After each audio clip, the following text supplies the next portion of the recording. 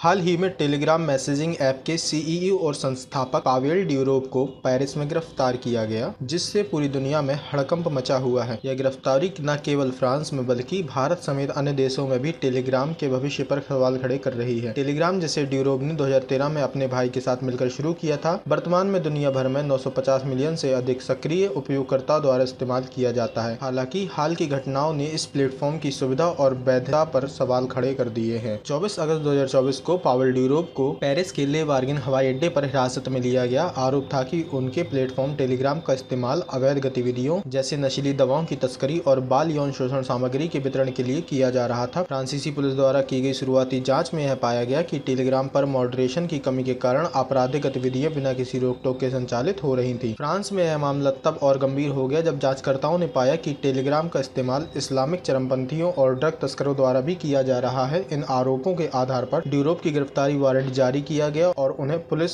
जांच के तहत हिरासत में लिया गया। हालांकि अभी तक उन पर कोई औपचारिक आरोप नहीं लगाए गए हैं, लेकिन यह मामला गंभीर रूप से आगे बढ़ रहा है। फ्रांस में ड्यूरोव की गिरफ्तारी के बाद भारत सरकार ने भी टेलीग्राम के खिलाफ कार्रवाई करने की संभावना पर विचार शुरू कर दिया है। भारतीय आईटी मंत्रालय ने गृह मंत्रालय से टेलीग्राम के खिलाफ लंबित शिकायतों और अब तक की गई कार्रवाई की जानकारी मांगी है। यह कदम इसलिए उठाया गया है ताकि यह सुनिश्चित किया जा सके कि भारत में टेलीग्राम का कोई अवैध इस्तेमाल नहीं हो रहा है। भारत में टेलीग्राम के 50 लाख से अधिक रजिस्टर्ड यूजर हैं और इससे पहले भी कुछ संदिग्ध अकाउंट के खिलाफ कार्रवाई की गई है, लेकिन अब फ्रांस की घटना के बाद भारतीय अधिकारियों ने इस प्लेटफॉर्म पर सख्ती बरतने की तैयारी की है। यदि यह पाया गया कि टेलीग्राम का इस्तेमाल भारत में भी अवैध गतिविधियों के लिए हो रहा है, तो इस ऐप के खिलाफ बड़ा एक्शन लिया जा सकता है।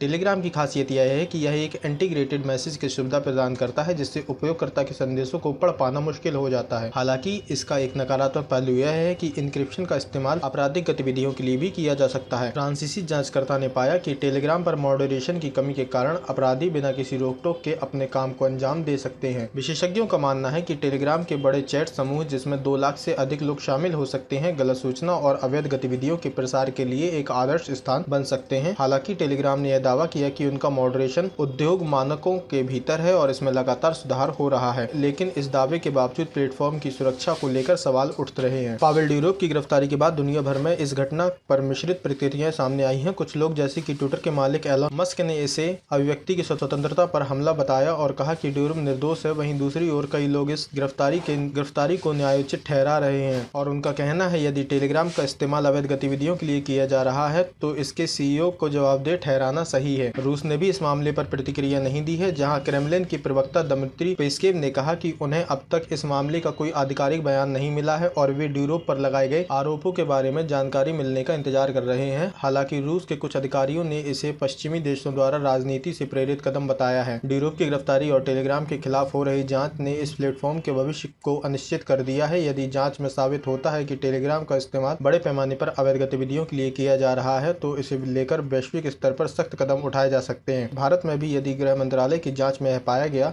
कि टेलीग्राम का इस्तेमाल गैर कानूनी कार्यों के लिए किया जा रहा है, तो सरकार इस ऐप के खिलाफ सख्त कार्रवाई कर सकती है, जिसमें प्रतिबंधन लगने का भी विकल्प शामिल हो सकता है। यह स्थिति टेलीग्राम के लिए बड़ी चुनौती साबित हो रही है, क्योंकि इस प्लेटफॉर्म के उपयोगकर्ता बड़ी संख्या में है और किसी भी बड़े एक्शन का असर इन पर पड़ सकता है। यदि टेलीग्राम को बैन किया जाता है या इसके ऊपर कड़े नियम लगाए जाते हैं, तो इसके उपयोगकर्ताओं के लिए एक बड़ा झटका होगा।